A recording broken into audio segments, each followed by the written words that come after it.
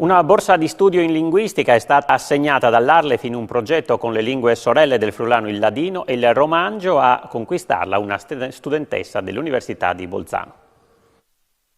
E Sophie Mangouche, la vincitrice della borsa di studio per un dottorato di ricerca in linguistica promossa dalla Libera Università di Bolzano e dall'Agenzia regionale per la lingua friulana, in cooperazione con l'Università degli Studi di Verona.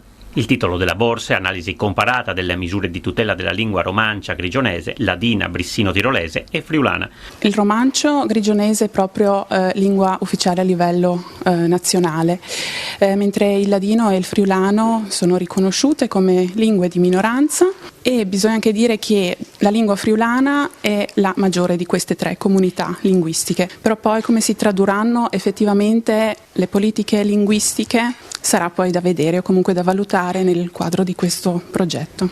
L'annuncio ufficiale è stato dato dall'Arlef. Unisce una vasta area che ha delle caratteristiche linguistiche simili ma sicuramente confrontabili, e questo confronto ci porterà ad avere delle politiche linguistiche che saranno sempre più efficaci, per cui è un dottorato di ricerca che sta partendo in questo momento e ha una valenza europea. Un progetto sostenuto anche dalla Regione. Una collaborazione stretta che c'è anche con altri territori che hanno dei ceppi comuni, quindi parliamo sempre di lingue che hanno un ceppo comune, su come poter implementare sempre di più e acquisire quelle che sono le buone pratiche per sviluppare e rafforzare la presenza del friulano sul territorio del Friuli Venezia Giulia. E in questo i ladini possono essere una buona scuola.